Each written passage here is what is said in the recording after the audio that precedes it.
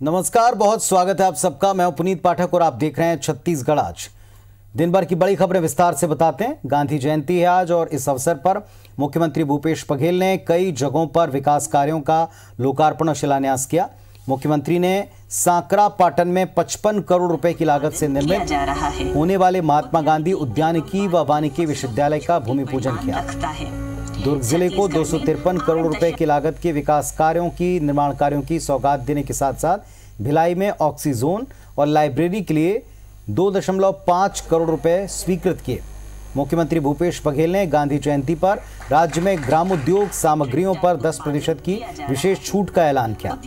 मुख्यमंत्री ने भारतीय राष्ट्रीय कृषक उपज उपार्जन प्रसंस्करण एवं फुटकर सहकारी संघ के सहयोग लेकर खादी एवं ग्रामोद्योग बोर्ड के 9 विक्रय केंद्र शुरू करने की घोषणा की। पूर्व प्रधानमंत्री लाल बहादुर शास्त्री को याद करते हुए सीएम ने कहा कि उन्होंने चुनौतीपूर्ण वक्त में देश को कुशल नेतृत्व प्रदान किया। छत्तीसगढ़ सरकार इन्हीं महान विभूतियों के आदर्श को आगे बढ़ाने का कार्य कर रही है। मुख्यमंत्री भूपेश बघेल ने कांकेर में गांधी ग्राम का भूमि पूजन किया। जिलों में आयोजित सामुदायिक वन संसाधन संरक्षण अधिकार पत्र वितरण समारोह में 5 लाख हेक्टेयर से अधिक क्षेत्र में लगभग 1300 सामुदायिक वन संसाधन संरक्षण अधिकार पत्रों का वितरण वो करते इस कार्यक्रम में रहे और सीएम के द्वारा प्रसंस्करण केंद्र का शुभारंभ भी किया गया। सीएम ने सामुदायिक पट्टेधारियों को बधाई देते हुए कहा कि पट्टा मिलने के बाद महात्मा गांधी की परिकल्पना को धरातल पर उतारकर देश दुनिया को दिखाना है कि वन अधिकार पट्टे से ग्रामीणों को समग्र रूप से रोजगार मिल रहा है। उन्होंने कहा कि सामुदायिक पट्टा वितरण के बाद जिला कलेक्टर की जिम्मेदारी है कि संबंधित गांव के लोगों को यह जानकारी दे कि किस गांव में कितने क्षेत्रफल का कितना पट्टा बांटा गया।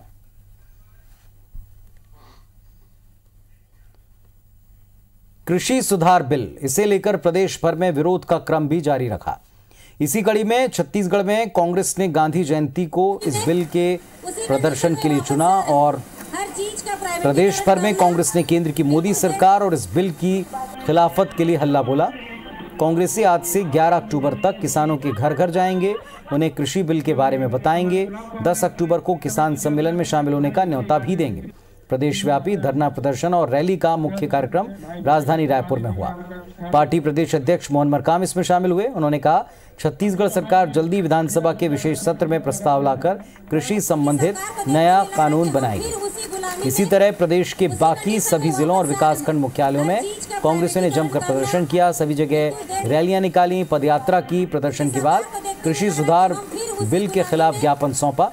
भाजपा ने कांग्रेस के इस प्रदर्शन पर कहा कि इससे किसान कतई प्रभावित नहीं होंगे। सपोर्ट प्राइस पर जैसा पहले खरीदा जा रहा है वैसा ही खरीदा जाएगा। मंडियां प्रारंभ रहेंगी, बल्कि अब कि उनको नए क्षेत्र भी मिलेंगे जहां पर वो अपने माल को बेच सकते हैं।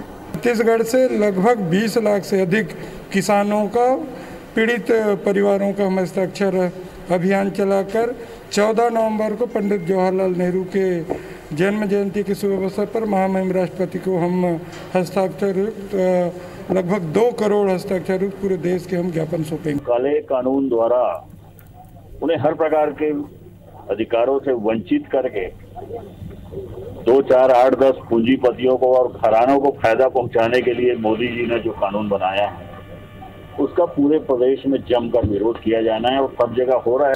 ये जो बिल आया है ये किसान विरोधी बिल है, मजदूर विरोधी बिल है और आम जनता के विरोध में बिल है। किसान विरोधी, गांव विरोधी, मजदूर विरोधी जो 3 बिल लाया है, हम लोग मांग करते हैं कि शासन पुनर्विचार करे और ये किसान विरोधी बिल है उसको वापस लें। हमेशा हितों की बात करने वाले मोदी सरकार सिर्फ दिखावा करें और 3 बिल ले आई जो किसान के हित में नहीं है। उधर उत्तर प्रदेश के हाथरस की घटना पर मुख्यमंत्री भूपेश बघेल ने बयान दिया। उन्होंने घटना की कड़े शब्दों में निंदा की। ये हृदय विदारक है। उत्तर प्रदेश सरकार और स्थानीय प्रशासन मामले को छिपाने में जुटा, ये आरोप भी लगाया। मुख्यमंत्री ने कहा कि योगी और मोदी का शासन प्रजातंत्र के लिए बेहद घातक है। सीएम ने कहा कि पीड़ित के परिवार को अंतिम क्रिया में शामिल होने का मौका न देना बेहद दुखद है। हाथरस की घटना है वो हृदय विदारक है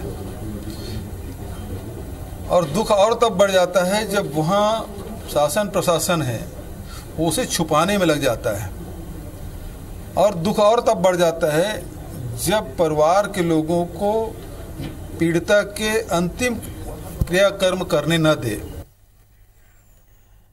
जेसीसीजे नेता अमित जोगी ने तंत्र मंत्र को लेकर एक बयान दिया था और अब इस पर सियासत जारी है।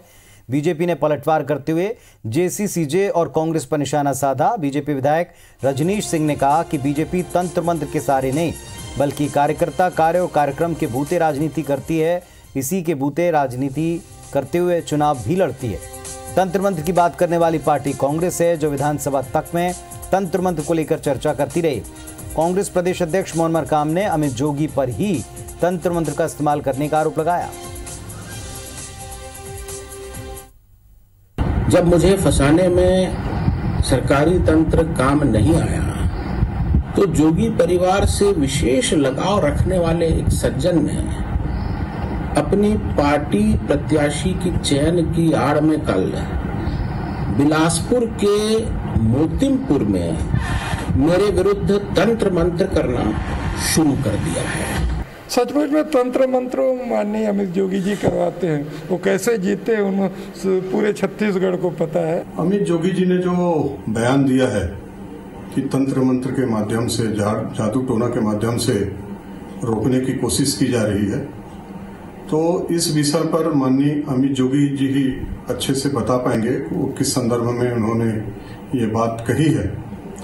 भारतीय जनता पार्टी हमेशा से संगठनात्मक कार्यकर्ताओं, कार्यक्रम और कार्य के आधार पर चुनाव लड़ते आई है। प्रदेश कार्यकारिणी में जगह न मिलने के बाद बीजेपी के दिग्गजों की नजर अब कोर कमेटी पर है। वैसे कोर कमेटी में किसे शामिल करना है, किसको नहीं, ये पार्टी का राष्ट्रीय नेतृत्व तय करता है। पर जो दिग्गज नेता प्रदेश कार्यकारिणी से चूक गए वे अब दिल्ली में कोर कमेटी की लॉबिंग में जुट गए। राष्ट्रीय पदाधिकारी होने की वजह से पूर्व मुख्यमंत्री रमन सिंह, केंद्रीय मंत्री रेणुका सिंह, प्रदेश अध्यक्ष विष्णुदेव साय, वरिष्ठ विधायक बृजमोहन अग्रवाल और पुन्नूलाल मोहले का नाम तय माना जा रहा है। इसके अलावा मोर्चा प्रकोष्ठ के प्रभारी और अध्यक्ष कोर ग्रुप के पदेन सदस्य होते हैं। अब देखना यह है कि प्रदेश के दिग्गज नेता जिन्हें विधानसभा, लोकसभा, प्रदेश कार्यकारिणी हर जगह नजरअंदाज किया गया, उनमें से किन्हें कोर ग्रुप में जगह मिलती है। प्रक्रिया है भारतीय जनता पार्टी की कि सब मिलकर सामूहिक निर्णय लेकर बॉडी को बनाते हैं और ये जो बॉडी बनी है इसके नेतृत्व में जो है हम लोग सब मिलकर काम करेंगे। छत्तीसगढ़ में कांग्रेस की सरकार को बने 20 महीने से ज्यादा हो गए। इसमें 10 महीने से ज्यादा का वक्त कई चुनाव और कोरोना लॉकडाउन में गुजर गया। वहीं कांग्रेस सरकार बनने के बाद दंतेवाड़ा, चित्रकूट उपचुनाव हो गए, फिर लोकसभा के बाद नगरीय और त्रिस्तरीय पंचायत चुनाव आ गए, वहीं मरवाई उपचुनाव की घोषणा हो गई और इस बीच कोरोना लॉकडाउन लग गया। कई महीनों से काम प्रभावित है। सरकार के पास केवल 3 साल का वक्त बचा है, जबकि शराबबंदी और अनियमित कर्मचारियों के नियमितीकरण समेत दूसरे चुनावी वायदे अभी बचे हुए हैं। कई विकास कार्य अधूरे पड़े हैं। सरकार के सामने ये सब बड़ी चुनौती है। प्रदेश कांग्रेस अध्यक्ष मोहन मरकाम का कहना है कि कांग्रेस सरकार कम समय में बेहतर काम कर प्रदेश को आगे ले जा रही है, बाकी वायदे भी समय में पूरा कर लेंगे। आबकारी मंत्री कवासी लखमा का कहना है कांग्रेस सरकार विजन के साथ काम कर रही। पूर्व मंत्री बृजमोहन अग्रवाल ने कहा कि सरकार के पास छत्तीसगढ़ के विकास के लिए कोई सोच ही नहीं। उन्होंने कहा कि सरकार के पास पैसा भी नहीं है जिससे विकास कर सकें। कांग्रेस केवल राजनीति कर रही है। लगभग 26 लाख लोगों को हम लोग रोजगार के माध्यम से रोजगार देने में सफल हुए। वनोपज 432 करोड़ रुपए का हमारी सरकार वनोपज खरीदी की है, जो पूरे देश में अव्वल है। कहीं ना कहीं हमारी सरकार की नीतियों के बदौलत है हम यहाँ की जनता को सेवा करने में सफल हुए हैं। लॉकडाउन हो चाहे कोरोना हो, उसके बाद भी हमें भूपेश बघेल जी, उनकी मंत्रिमंडल ने और हमारा संगठन ने सब काम लगातार हम लोग कभी रुकने नहीं दिया, ना कभी झुकने दिया। जाना खाली है इसलिए बहाना बना रहे हैं और ये काम करना नहीं चाहते, ये सिर्फ राजनीति करना चाहते हैं। लोगों को नए नए सिफुगे देकर और उन सिफुगों में लोगों को गुमराह करना चाहते हैं। अब इनको ये बात समझ में आ गई है कि सिफुगे ज़्यादा दिनों तक चलेंगे नहीं, 2 साल हो चुका है, आने वाले तीसरे साल में तो जनता विरोध में सड़कों पर खड़ी हो जाएगी। बलरामपुर जिले के वाड्रफनगर क्षेत्र में 14 साल की लड़की के साथ रेप का मामला अब सियासी तूल पकड़ रहा है। भाजपा ने मामले में पुलिस पर लापरवाही का आरोप लगाते हुए वाड्रफनगर पुलिस चौकी के सामने धरना प्रदर्शन किया। आरोपियों के खिलाफ कार्रवाई की मांग की। भाजपा प्रदेश प्रवक्ता अनुराग सिंहदेव के नेतृत्व में भाजपाइयों ने प्रदर्शन किया। सिंहदेव ने मामले में पुलिस पर लीपापोती के आरोप लगाए। कहा कि पीड़िता के साथ गैंगरेप हुआ है, लेकिन पुलिस ने गैंगरेप का मामला दर्ज ही नहीं किया। उन्होंने कहा कि पीड़िता पर राजनीतिक संरक्षण रखने वाले लोगों का एक दबाव है, इसलिए डॉक्टरी परीक्षण के लिए मना कर दिया गया। पुलिस ने भी डॉक्टरी परीक्षण नहीं करवाया।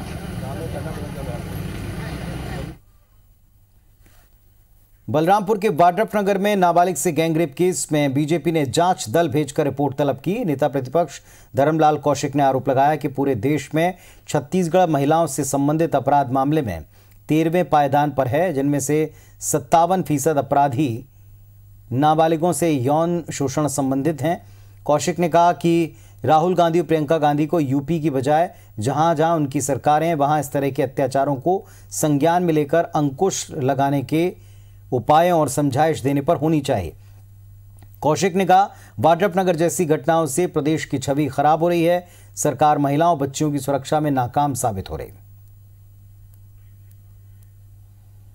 वाड्रफनगर की जो घटना है, वास्तविक में इस प्रदेश की छवि कहीं ना कहीं खराब हो रही है। अभी जो रिपोर्ट आया है उसमें 13वें नंबर पर है छत्तीसगढ़, और उसमें 57% जो नाबालिग अनाचार के मामले यहाँ पर आए हैं। तो इसलिए मैं चाहता हूँ उस पर थोड़ा सा आकर के समझाइश दे। बीजेपी विधायक भीमा मंडावी के हत्या मामले की जांच कर रही एनआईए ने विशेष न्यायालय में चार्जशीट पेश कर दी है। इसमें कुल 33 आरोपियों के खिलाफ आर्म्स, हत्या समेत कई संगीन धाराओं के साथ चार्जशीट पेश की गई है। तफ्तीश के दौरान 5 आरोपियों की मौत हो चुकी है। एनआईए ने अब तक इस मामले में 6 आरोपियों को गिरफ्तार किया है। 9 अप्रैल 2019 को दंतेवाड़ा विधायक भीमा मंडावी की जिला मुख्यालय से 35 किलोमीटर दूर श्यामगिरी में नक्सलियों ने हत्या कर दी थी। 17 मई 2019 को एनआईए ने शिकायत दर्ज कर मामले की छानबीन शुरू की। इस पर बीजेपी सांसद सुनील सोनी ने कहा, अब लगने लगा कि इस मामले की जांच में तेजी आएगी और परिवार को जल्द न्याय मिलेगा। एनआईए ने जिस प्रकार से काम किया है और चार्जशीट प्रस्तुत की है, खुशी की बात है कि जो लोग दोषी हैं उनको दंड मिलेगा और भीमा मंडावी परिवार को न्याय मिलेगा। नशे को लेकर IBS24 एक मुहिम चला रहा है। कुछ खबरें, कुछ तस्वीरें, कुछ अपडेट उससे जुड़ा हुआ देते हैं।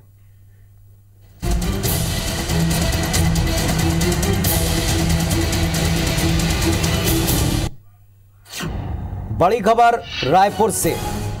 गेट सोशल रेस्टोरेंट के ऊपर पुलिस ने छापा मारा और यहां से हुक्का पीते नाबालिग मिले। हिरासत में ले लिए गए रेस्टोरेंट के संचालक। राजधानी में नशे का कारोबार नहीं थम रहा। नशे का कारोबार करने वालों के हौसले बुलंद हैं। खुलेआम ड्रग्स और हुक्के का कारोबार फल फूल रहा है। राजधानी पुलिस का कोई खौफ इन कारोबारियों में कतई नहीं दिखता। राजेश राज हमारे साथ में जुड़ गए हैं। जी राजेश, बताएं।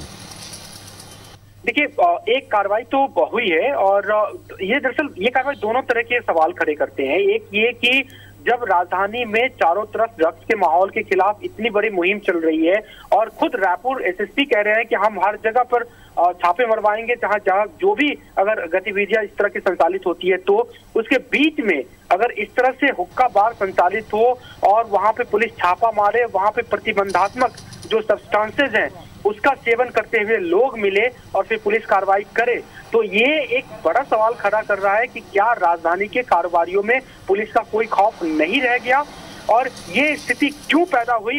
ये पुलिस के लिए भी एक सवाल है कि आखिर ये कैसे हो सकता है कि जब पिछले 4-5 दिनों से इतने पुरजोर तरीके से पूरा पुलिस अमला ये लगा करके कह रहा है कि अब कहीं ऐसी कोई कार्रवाई, कोई ऐसी गतिविधियां संचालित नहीं होगी और उसके बावजूद ये गतिविधियां संचालित हो रही है। जानकारी के लिए बता दूं कि गेट सोशल नाम का एक रेस्टोरेंट है रूफटॉप का, वहां पे आज ये पता चला कि कुछ लोग हुक्का का सेवन करा रहे हैं। पुलिस की टीम वहां पे गई और शुरू में ये पता चला था कि नाबालिग लड़के हैं मिले हैं वहां पे, लेकिन बाद में जब पूछताछ हुई कंफर्म हुआ सारे के सारे बालिग हैं। 4 लोगों को हुक्का पीते पाया गया, जिसमें कि प्रतिबंधात्मक सामग्री मिली हुई थी। उनको पुलिस थाने लेकर के आई है और संचालक को भी लेकर के आई है और उसमें कार्रवाई की जा रही है। चलिए आप नजर रखें, आपसे अपडेट हम लेते रहेंगे। शुक्रिया राजेश आपका तस्वीरों के लिए, जानकारी के लिए। तो गेट सोशल रेस्टोरेंट पर पुलिस का छापा पड़ा और यहां से कई सारे युवा पकड़े गए। IBC 24 की नशे के खिलाफ मुहिम के बाद रायपुर पुलिस एक्शन मोड में है। आरोपी जो गिरफ्तार किए गए थे ड्रग पैडलर विकास और श्रेयांश, पुलिस पूछताछ में जिन रसूखदारों के नाम उगले उनमें कुछ सियासी दलों के लोग शामिल हैं। जाहिर है इस काले खेल में कई स्तर पर संरक्षण है, तभी तो पुलिस की नाक के नीचे आज भी नशे का कारोबार जारी। रिपोर्ट दिखाएं।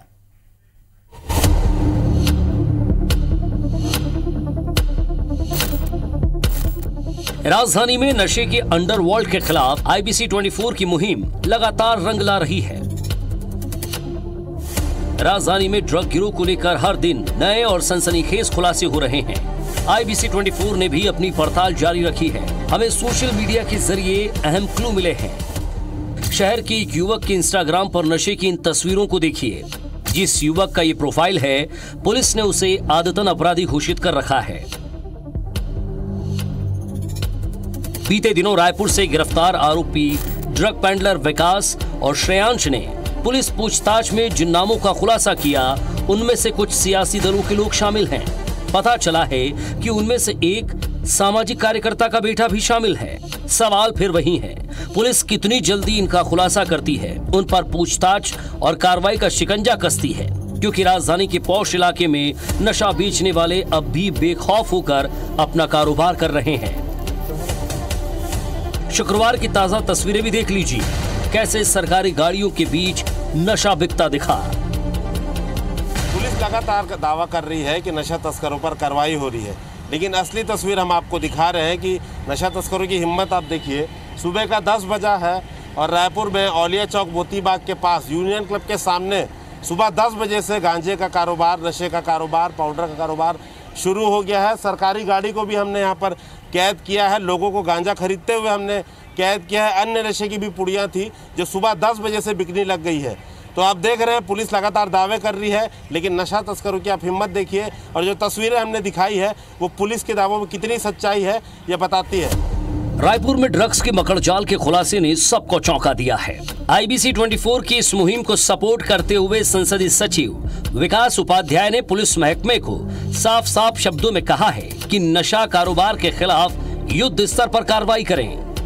जरूर आप इस चीज़ को सरकार को भी बताइए ताकि हमारी टीम वहां जाकर उसको पकड़े और उसका पर्दाफाश होना चाहिए, क्योंकि ये एक सामाजिक बुराई है जिससे आपका हमारा परिवार भी नुकसान उसको हो सकता है। तो इसको रोकने के लिए जो काम करना होगा सरकार उस काम को करेगी और नशे को इस प्रदेश में बंद कराने का हमारा एक एजेंडा है जिसको हम बंद करा के रहेंगे। दूसरी तरफ रायपुर के क्वींस क्लब में लॉकडाउन में हुई बर्थडे पार्टी में लड़कियों से कोकीन ग्राहकों के तार जुड़े होने की खबर है। गिरफ्तार होने से पहले ड्रग तस्करों ने कई रसूखदारों के साथ बड़ी पार्टी की थी। जाहिर है रायपुर में पहली बार पकड़ी गई इतनी बड़ी ड्रग पैडलिंग के लिंक ढंग से खंगाले जाएं तो एक नहीं कई बड़े नाम सामने आ जाएंगे। संदीप शुक्ला, IBC 24 रायपुर। तो इस बुलेटिन में फिलहाल इतना ही। नमस्कार।